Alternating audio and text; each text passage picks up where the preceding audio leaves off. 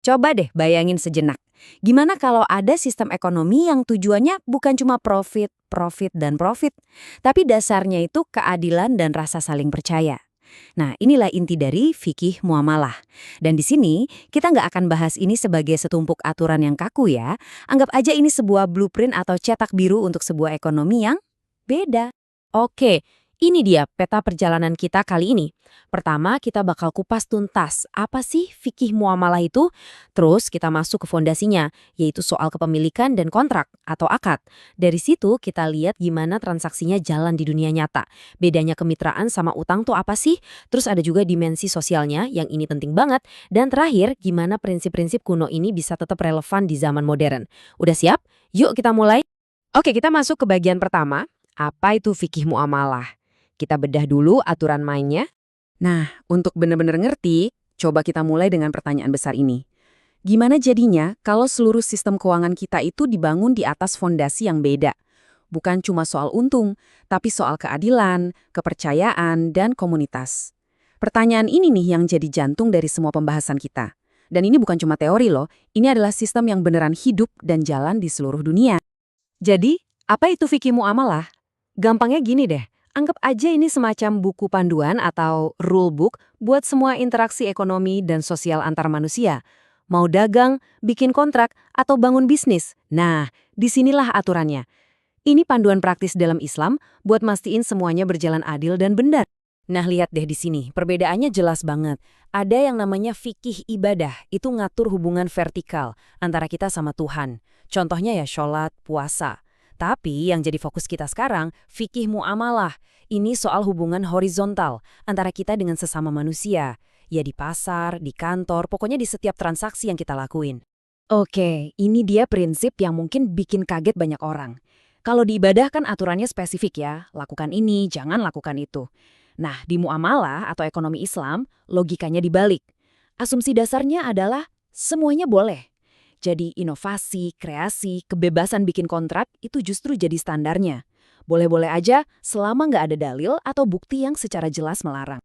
Oke, sekarang kita masuk lebih dalam ke fondasinya. Anggap aja ada dua pilar utama yang menopang seluruh bangunan ekonomi syariah. Dua pilar ini adalah kepemilikan dan akad. Kalau kita nggak paham dua hal ini, bakal susah banget ngerti cara kerja produk-produknya nanti. Pertama, soal hak atau kepemilikan. Konsep ini benar-benar ngubah cara kita lihat harta. Jadi dalam Islam, harta itu bukan 100% milik kita. Anggap aja kita ini cuma dititipin, cuma dapat amanah. Nah, implikasinya gede banget loh. Artinya setiap keputusan ekonomi yang kita ambil harus mikirin dampaknya. Nggak boleh merugikan orang lain, karena titipan ini nanti bakal dimintai pertanggungjawaban. Ini landasan etisnya. Pilar kedua adalah akad atau kontrak. Nah, kalau tadi kepemilikan itu fondasinya, akad ini ibarat sistem operasinya. Ini jantung dari setiap transaksi. Tanpa akad yang jelas, yang sah, transaksi itu ya nggak legitimate. Akad ini yang memastikan kedua belah pihak sama-sama rela, sama-sama jelas, dan nggak ada yang merasa dipaksa atau ditipu. Oke, fondasinya udah. Sekarang, bagian serunya nih. Gimana sih prinsip-prinsip tadi diwujudkan jadi produk keuangan yang beneran ada di dunia nyata? Yuk kita lihat. Tapi sebelum kita lihat apa aja yang boleh, kita perlu tahu dulu pagar-pagarnya. Apa aja yang dilarang? Ada riba atau bunga. Ini jelas dilarang karena dianggap eksploitatif. Terus ada ghorar. Ini artinya ketidakpastian yang berlebihan. Jadi transaksinya harus jelas. Lalu ada maisir atau judi, tadlis atau penipuan, dan ikhtikar atau menimbun barang. Semua larangan ini tujuannya satu, mastiin transaksi itu adil, transparan, dan gak merugikan siapapun. Nah, kita mulai dari yang paling umum, murabahah. Gampangnya gini, bayangin kamu mau beli mobil, tapi nggak punya uang cash. Kalau di sistem konvensional kan kamu pinjam uang ke bank, terus bayar cicilan plus bunga. Di murabahah logikanya beda. Bank yang akan beliin dulu mobil itu. Terus bank jual mobil itu ke kamu dengan harga yang udah ditambahin keuntungan yang disepakati di awal. Jadi jelas, ini jual beli bukan pinjam meminjam uang. Selanjutnya ada bai as-salam. Ini keren banget. Terutama buat sektor pertanian. Bayangin ada petani yang butuh modal buat beli bibit dan pupuk di awal musim tanam. Lewat akad salam, dia bisa jual hasil panennya nanti ke bank dan dapat uangnya sekarang, di muka. Buat petani, ini artinya dapat kepastian modal. Buat bank, ini cara untuk berinvestasi di sektor real. Nah, diagram ini ngejelasin alurnya dengan simpel. Jadi lihat ya, pertama, nasabah datang ke bank syariah, bilang mau pesan barang. Oke, deal? Kedua, bank syariah kemudian pesan dan bayar cash ke produsen. Ketiga, produsen setelah barangnya jadi langsung kirim barangnya ke nasabah. Dan terakhir, nasabah baru deh bayar ke bank syariah sesuai kesepakatan awal, bisa nyicil misalnya. Simpel kan? Terus ada lagi yang namanya istisna. Ini agak mirip sama salam, tapi bedanya di objeknya. Kalau salam itu biasanya buat komoditas kayak hasil tani, istisna ini fokusnya ke barang yang perlu dibuat atau dibangun dulu. Contoh paling gampang, bangun rumah atau pesan mesin custom buat pabrik. Enaknya lagi, cara bayarnya fleksibel banget. Bisa di depan, nyicil selama proses, atau lunas pas barangnya udah jadi. Oke, biar nggak bingung, tabel ini ngerangkum semuanya. Coba lihat, murabahah, objeknya barang yang udah ada. Salam, barangnya mau dipanen nanti. Istisna, barangnya mau dibuat dulu. Terus lihat cara bayarnya. Beda-beda kan? Murabahah biasanya dicicil. Salam harus lunas di depan. Istisna paling fleksibel. Jadi, setiap akad ini punya fungsi dan kegunaannya sendiri-sendiri. Tergantung kebutuhannya. Sekarang kita masuk ke konsep yang menurut saya paling fundamental bedanya dengan keuangan konvensional.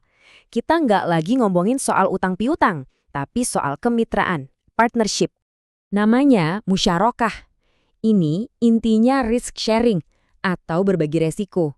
Jadi di sini, bank itu posisinya bukan sebagai kreditor yang minjemin duit, tapi sebagai mitra bisnis, partner. Kalian jalanin usaha bareng. Kalau untung, ya dibagi bareng, sesuai kesepakatan. Kalau amit-amit rugi, ya kerugiannya juga ditanggung bareng-bareng. Adil kan? Tapi tunggu dulu. Disinilah letak salah satu tantangan terbesarnya. Secara teori, musyarakah itu kan kemitraan sejati ya. Bank dan nasabah benar-benar senasib sepenanggungan.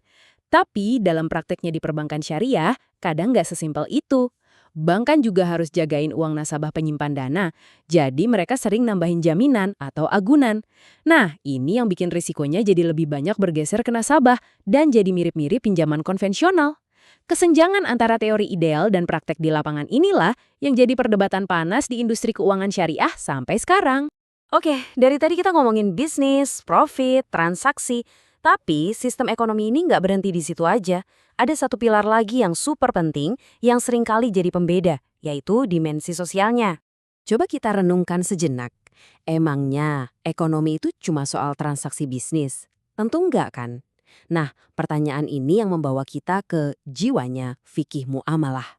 Sistem ini punya mekanisme bawaan untuk memastikan kekayaan itu berputar dan ada jaring pengaman sosial buat mereka yang butuh. Dan inilah jaring pengaman sosialnya. Ada zakat, ini sifatnya wajib, aturannya jelas, jumlahnya tetap, dan penerimanya spesifik. Lalu ada infak dan sodakah, ini sifatnya sukarela, kita ngasih seikhlasnya. Nah yang terakhir, ada wakaf. Ini keren banget, ini sedekah produktif. Jadi asetnya, misalnya tanah atau bangunan, itu dipertahankan, tapi hasilnya terus-menerus ngasih manfaat buat publik. Keempat pilar ini kalau jalan bareng bisa menyeimbangkan antara kemakmuran pribadi dengan kesejahteraan masyarakat luas. Oke, kita sudah sampai di bagian akhir. Sebagai penutup, kita lihat yuk gimana sih prinsip-prinsip yang usianya udah ratusan tahun ini bisa diterjemahkan ke dalam aturan hukum modern. Lihat angka ini, 796. Ini bukan angka sembarangan, ini adalah jumlah pasal dalam kompilasi hukum ekonomi syariah atau KHES di Indonesia. Artinya apa? Artinya semua yang kita bahas dari tadi, murabahah, musyarakah, dan lain-lain, itu bukan cuma konsep atau teori di buku. Ini udah jadi hukum positif, hukum formal yang ditegakkan di pengadilan buat nyelesain sengketa ekonomi syariah. Ini menunjukkan keseriusan implementasinya.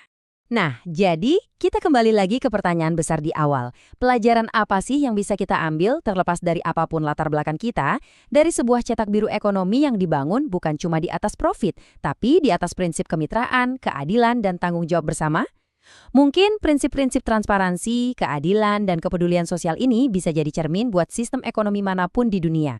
Sebuah ide yang saya rasa layak banget buat kita renungkan bersama.